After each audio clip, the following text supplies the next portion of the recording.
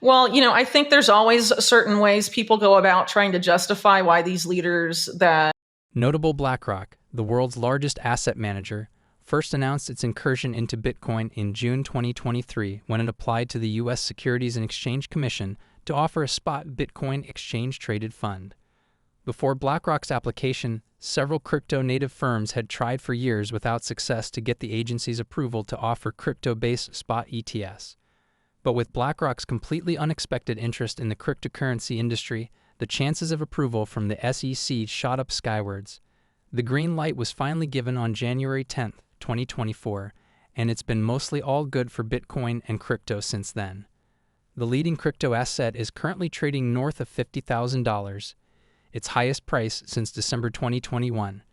The overall crypto market cap has also climbed to $1.96 trillion, up from less than $1 trillion last March. Despite these positives, some Bitcoin advocates remain very wary of BlackRock, especially because of the stark difference between the world it represents and why Bitcoin was created. According to popular investigative journalist and writer Whitney Webb, every crypto investor and other advocates of a free financial system must be aware of BlackRock and Larry Fink's true intentions. Whitney believes BlackRock is working on creating a new financial system that would lead to the fractionalization of not just existing assets and commodities, but the natural world, reducing most living things to Wall Street financial products under the complete control of a single entity. In essence, BlackRock wants to make everything into an ETF that would be completely under the control of Fink and the rest of the one-percenters. Whitney's latest journalistic masterpiece, co-written with Mark Goodwin, the editor-in-chief at Bitcoin Magazine, is titled Tokenized Incorporated: BlackRock's Plan to Own the Fractionalized World. In the article, Mark and Whitney warn that BlackRock's sudden incursion into Bitcoin and other crypto assets is just the first phase of co-opting an industry created as the direct antithesis of the world Fink and BlackRock represent. Whitney and Mark recently appeared on the What Bitcoin Did podcast with Peter McCormack, where they break down the sinister plans and how this is much bigger than we can ever imagine. As we bring you clips from this thought-provoking discussion, please take a little time to like this video, subscribe to the channel, and turn on post notifications for more videos like this. Thanks and enjoy the video. have this particular mismatch we're pointing to here, why they do those things. But ultimately, at the end of the day, it does an extreme disservice to their campaign promises, which they end up not fulfilling in a meaningful way. So, if you take one of, for example, Trump's main campaign promises to drain the swamp, and he has like multiple swamp creatures running key aspects of his government.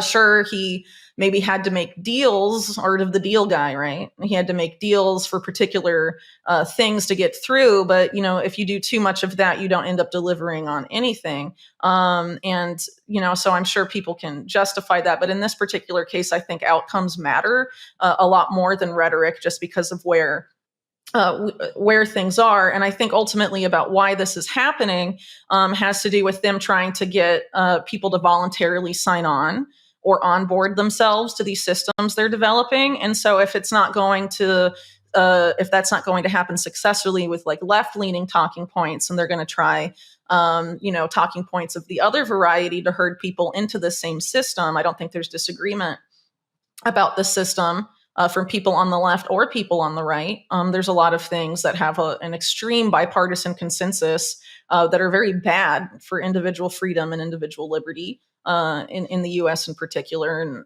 elsewhere as well. And these guys ultimately agree over it. It's about the rhetoric that's being used to sell it. And it's important to keep in mind, too, that like the World Economic Forum this year and for the past several years post-COVID, the themes of their annual meetings have been framed around rebuilding trust.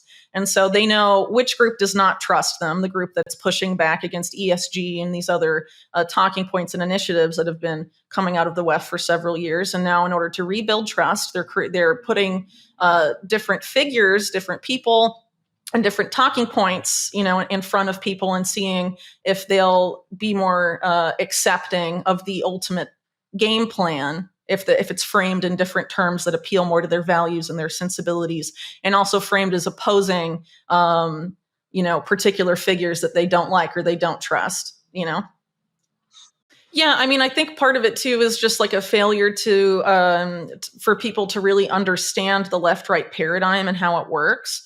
One of the hands creates the problem, and the other hand comes in, the opposing side, then comes to power and is, on offering the solution to the problem the other hand created, but it's the same solution both sides agreed on the whole time, more often than not.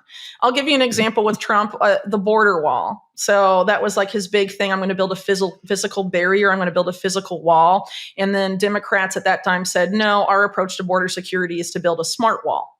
Yeah, built on sensors and autonomous drones and towers, surveillance towers and all this stuff. And then by the time Trump leaves his first term, that's his position too. The wall we're going to build is a smart wall. We're not doing the physical barrier anymore. That was essentially his position in January 2019. And he and the Democrats are, in the same spot on border security. But somehow he's still seen as like the president that like plans to do the wall, even though in terms of rhetoric, he abandoned that and was going with the Silicon Valley approach of this company. The company that's building that smart wall has a bipartisan consensus. It's deeply tied to the CIA and has a lot of very troubling affiliations. And is developing like drones. There's the drones on the border, and then there's the drones made by the same company that are being used in Ukraine right now to kill people without human oversight and stuff. It's not really a great solution, I think. But it's not what Trump's base necessarily wants either, because all this infrastructure is set up on the border now. This smart wall is there, but is it really working? I mean, obviously not, because of the extreme situation on the border currently. And the solution being proposed by the Senate is to fund even more of these smart wall towers. And, this ultimately ties into the same goals of Agenda 2030 and the Sustainable Development agenda of having freedom of movement restricted and controlled through biometric means, all tied up with the whole digital ID thing and live facial recognition and all of this. That's what the smart wall implementation is really about, is having all ports of entry into the US being managed that way. And it's being rolled out simultaneously in places like the EU and Britain as well, and really throughout the world. And this is the particular way of selling it in the US now, because of the frenzy over the border situation that's being fed, in a significant way by mainstream media. It's been bad for a long time, but the attention given to it has risen precipitously. And I think that's no mistake, because ultimately both parties agree that the solution is the smart wall.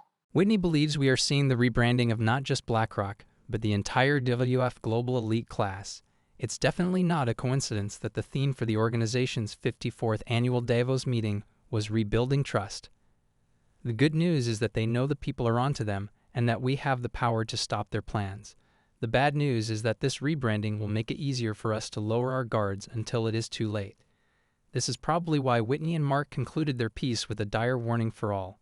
It reads, "You will allow BlackRock to build the panopticon of tokenized ethereum, with Americans' retirement money under the dialectic pretext of owning. The liberals unknowingly connecting all aspects of ownership to centralized databases, walled identity gardens, and fractionalized reserve assets transmitted and issued on the private blockchains of Wall Street banks. The new face of economic freedom is your face alongside select credentials sent to a privately owned database, one ledger to rule them all, your existence reduced to a JSON string, and your worldly possessions regulated and demarcated by a TOIP." What are your thoughts on Whitney's interview? Please share your comments and observations in the comments section below. Also, ensure you like this video, subscribe to the channel, and turn on post notifications for more videos like this. Thanks for watching.